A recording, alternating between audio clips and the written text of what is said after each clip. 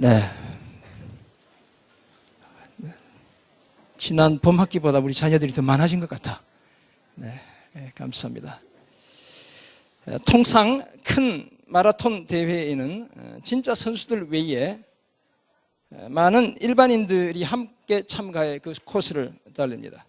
저 사진은 작년 뉴욕 마라톤 대회 사진입니다.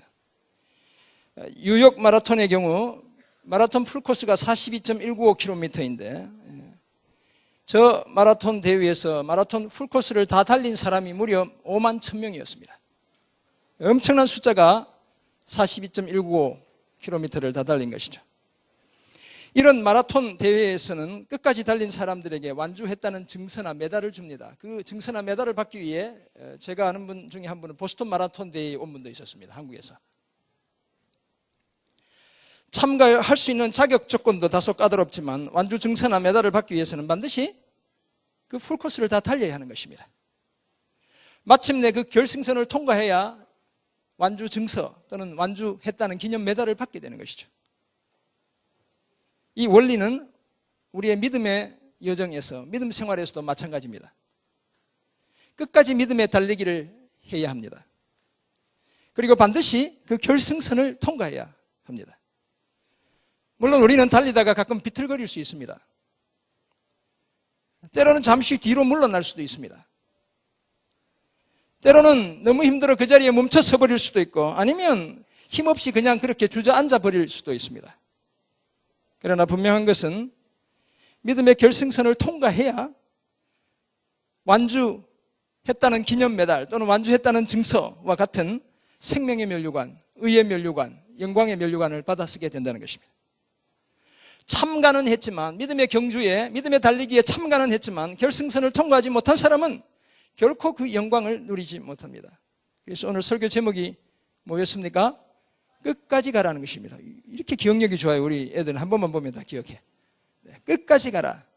끝까지 달려야 한다는 것입니다. 이번 가을에 끝까지 끝장을 봐야 한다는 것이죠. 주님 안에서. 그래서 오늘 본문 다니엘 12장 13절에서 하나님은 다니엘에게 이렇게 말씀했죠. 너는 가서 마지막을 기다리라. 이는 내가 평안히 쉬다가 끝날에는 내 몫을 누릴 것입니다. 이렇게 이야기하시는데 유진 피터슨이라는 분이 있는데 그분이 쓴 메시지 성경, 이제 성경을 좀 쉽게 번역한 성경이죠. 이렇게 적고 있습니다. 그러나 네가 어떻게 해야겠느냐? 불안해하거나 염려하지 말고 내 할 일을 해 나가라. 마음을 편히 가져라. 모든 일이 끝날 때 너는 일어나서 상급을 받을 것이다. 오늘 본문을 좀 더 쉽게 해석했죠. 끝까지 해야 할 일을 하고 평안하게 기다리면 모든 일이 끝나는 날에, 다시 말해서 우리 인생의 결승선에서 하나님이 주시는 메달을 받게 된다는 것입니다. 그러므로 2017년 가을 새학기 맞이 축복기도에 참가한 저와 여러분 모두는 믿음의 결승선까지 끝까지 달려가야 합니다. 절대로 중간에 포기하지 않아야 합니다. 반드시 끝까지 가야 하는 것입니다. 그 끝에서 우리를 기다리는 예수님을 만나야 하는 것입니다. 그리고 예수님이 주시는 상을 받아야 합니다. 이런 저와 여러분 모두가 되시기를 주님의 이름으로 축원합니다. 다니엘서에는 많은 꿈과 환상이 기록되어 있습니다. 하나님은 꿈과 환상을 통해 현재와 미래에 관한 하나님의 특별한 뜻을 나타내 보여주셨어요. 그리고 오늘 본문도 그 꿈과 환상 중에 한 부분인데 마지막 환상입니다. 다니엘이 본 마지막 환상과 관련되어 있는 것이죠. 다니엘서 맨 끝부분에 나와 있는 것입니다. 그리고 이것은 세상의 끝날에 대한 것입니다. 다니엘서를 보면 한 때와 두 때와 반 때 이렇게 되어 있는데 이 때는 1년을 가리키는 것이거든요. 1년과 2년, 3년이고 반 때는 6개월인데 바로 그 마지막 환란의 때에 대한 환상을 다니엘이 보게 된 것이죠. 다니엘서 12장 7절을 보면 그때 성도들의 권세가 다 깨어지는 일이 있게 된다고 말씀합니다. 우리 믿는 사람들이 엄청난 고난을 당하게 되는 때, 그때가 바로 말세, 세상의 끝날이라는 것이죠. 그러나 다니엘은 이 하나님의 말씀을, 세상에 끝이 있고 환란이 있다는 이 말씀을 듣고도 그것이 무엇을 의미하는지 제대로 깨닫지 못했습니다. 그래서 그 예언의 말씀을 전하던 천사의 이름이 미가엘인데, 마이클이라는 천사죠. 이 미가엘에게 이 모든 일의 결국이 어떻게 된다는 것인지 좀 자세히 설명해 달라고 8절에서 요청했어요. 9절을 보면 천사 미가엘이 그렇게 요청하는 다니엘에게 이렇게 말합니다. 그가 이르되, 그는 천사 미가엘을 가리키는 것이고, 다니엘아 갈지어다, 네 길을 가라, 이렇게 이야기하는 것입니다. 이 말은 마지막 때까지 간수하고 봉함할 것입니다, 이렇게 말씀합니다. 이 예언의 말씀을 필요한 사람들을 위해 잘 간직해야 하지만 먼 미래의 일에 관해 다 이해하지 못한다고 해서 너무 걱정하지 말고 네 길이나 열심히 가라, 이렇게 이야기하는 것입니다. 너 할 일 열심히 해라. 오늘 너에게 주어진 그 일에 최선을 다해라. 천사가 이렇게 말하는 것입니다. 그렇다면 모르는 것 투성이인, 불확실한 것 투성이인 오늘 저와 여러분의 삶에 성실하게 최선을 다해 임하라고 요청하고 있는 것입니다. 10절을 보면 세상의 끝날에 많은 사람이 연단을 받아 스스로 정결하게 하고 희게 하겠지만 악한 사람은 더 악을 행한다고 말씀합니다. 악한 사람들은 세상의 끝의 징조가 나타나도 아무것도 깨닫지 못하고 계속 악을 행하게 된다는 것이죠. 반면에 지혜 있는 자는 깨닫고 더 거룩함을 힘쓰게 된다, 이렇게 말씀합니다.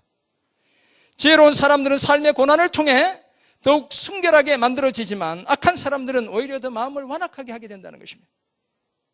그날이 얼마나 심각한 환난의 날인지 하나님께 매일 드리는 제사가 폐지될 것을 11절이 말씀하고 있습니다. 그리고 예루살렘 성전에 하나님을 예배하는 그 자리에 우상이 세워질 것을 말씀하고 있죠. 그리고 그 날수가 11절 보면 며칠이라고 되어 있습니까? 1290일이다, 이렇게 이야기합니다. 앞에 잠깐 말씀드렸지만 1290일은 한때와 두때와 반때, 3년 반을 가리키는 것입니다. 42개월보다 한 달이 더 많아요. 사실 43개월인데 한때와 두때와 반때를 지칭하고 있는 것입니다. 이 3년 6개월 동안 극심한 환란이 있게 될 것을 하나님이 다니엘 선지자에게 미가엘을 통해 말씀해 주셨어요. 그런데 이것이 끝이 아닙니다.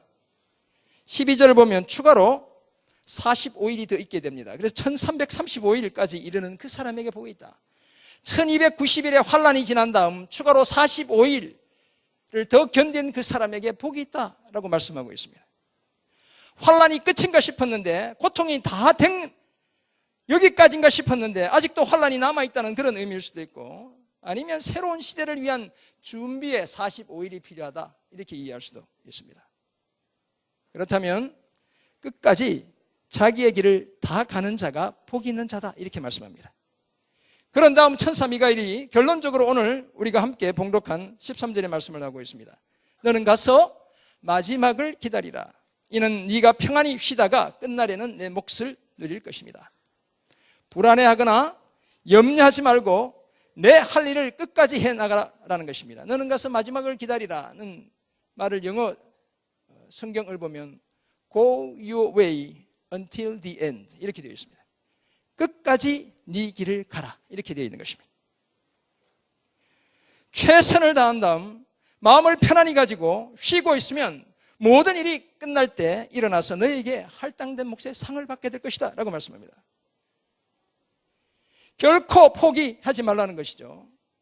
끝까지 가는 사람이 하나님이 주시는 진정한 쉼을 얻게 된다고 말씀합니다. 뿐만 아니라 하나님이 정해 두신 몫의 유산을 받게 된다고 말씀합니다. 그것도 그 자리에서 당당하게 일어서서 떳떳하게 받게 된다고 말씀하고 있습니다. 사랑하는 여러분, 누가 진정한 쉼을 얻고 누가 빼앗기지 않은 하나님의 나라와 영광을 유산으로 받게 되는 것입니까? 환난 중에도 오히려 연단을 받고 스스로 정결하게 하며 끝까지 믿음의 길을 달려간 사람이 받게 되는 것입니다. 끝까지 믿음을 지킨 사람들이 받게 되는 것이죠. 믿음의 달리기의 결승선을 통과한 사람들이 하나님의 나라와 영광을 유산으로 받게 되는 것입니다. 한 학기를 끝까지 달려간 사람이 상을 받게 되어 있는 것입니다. 그러므로 저와 여러분 모두는 삶의 그 어떤 어려움 중에도 끝까지 믿음의 길을 달려가야 합니다. 다 끝난 줄 알았는데 또 기다려야 하는 그런 시간이 필요하다면 그 시간들도 성실하게 채워가야 합니다. 내가 이번 가을에 수능 잘 봐서 좋은 대학 가려고 했는데 불합격했어. 그러면 남은 또 새로운 1년도 성실하게 채워가야 하는 것입니다. 하나님이 합격을 주실 때까지. 결코 중간에 포기하지 않아야 합니다. 세상에서가 아니라 하나님 안에서 우리는 끝장을 보는 사람들이 되어야 합니다. 끝까지 가야 하는 것입니다. 그래야 진정한 쉼을 얻게 되고 빼앗기지 않는 영광을 누리게 되는 것입니다. 이번 가을 학교에서 직장에서, 학원에서, 집과 교회에서 끝까지 믿음의 경주를 달려 반드시 하나님이 정해두신 상을 받게 되는 그런 저와 여러분 모두가 되시길 주님의 이름으로 축원합니다. 제가 학교에 다닐 때 외웠던 시조 중에 이은상이라는 분이 쓴 시조, 고지가 바로 적인데 라는 시조가 있습니다.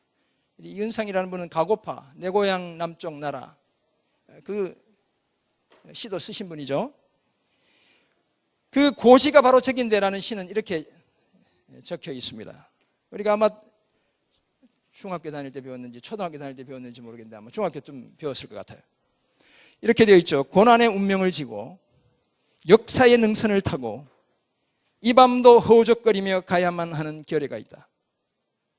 그 다음에 뭡니까? 고지가 바로 적인데 예서 말 수는 없다. 넘어지고 깨어지고라도 한 조각 심장만 남거들랑 부둥켜 안고 가야만 하는 결의가 있다. 새는 날 피 속에 웃는 모습 다시 한번 보고 싶다. 이 이은상이라는 시인이 6.25 전쟁 직후인 1954년에 지은 시조이죠. 분단된 우리 대한민국의 현실을 바라보며, 조국의 현실을 바라보며 민족의 아프고 슬픈 역사의 자치에도 불구하고 통일 조국의 꿈을 포기할 수 없다는 결연한 의지가 이 시 속에 담겨 있습니다. 그래서 고난의 운명을 지고 역사의 능선을 타고 이 밤도 허우적거리며 가야만 하는 결의가 있다고 노래합니다. 고지가 바로 적인데 여기서 멈출 수는 없다는 것입니다. 심지어 넘어지고 깨어져 한 조각 심장만 남더라도 그 심장 부둥켜 안고 가야만 하는 결의가 있다고 말합니다. 왜냐하면 날이 밝아올 때의 붉은 노을과도 같은 고난과 시련을 지나 온 결의가 함께 웃는 그 모습을 다시 한번 보고 싶기 때문에 그렇습니다. 이처럼 시인 이은상은 민족이 가야 할 걸음도, 우리 민족이 가야 할 그 걸음도 여기서 멈출 수 없다고 노래하고 있습니다. 사랑하는 여러분, 하나님을 믿는 우리 모두는 끝까지 믿음의 경주를 달려가야 합니다. 믿음의 고지가 바로 적인데 오늘 여기서 멈출 수는 없습니다. 오늘의 힘겨움 때문에 포기할 수 없습니다. 설령 넘어지고 깨어져 한 조각 심장만 남더라도 그 가슴에 믿음과 소망과 사랑을 담고 우리는 끝까지 그 길을 달려가야 합니다. 그렇게 달려가는 저와 여러분을 하나님이 성령을 통해 도와주실 것입니다. 예수님은 하나님 보좌 우편에서 저와 여러분을 위해 끊임없이 기도해 주실 것입니다. 마침내 진정한 쉼을 주시고 학교와 직장과 가정과 사업에서의 수고의 열매를 반드시 거두게 해 주실 것입니다. 이 사실을 기억하고 이번 가을을 향해 힘차게 믿음의 경주를 달리는 각자의 학업과 맡은 일을 훌륭하게 감당해가는 저와 여러분 모두가 되시기를 주님의 이름으로 축원합니다.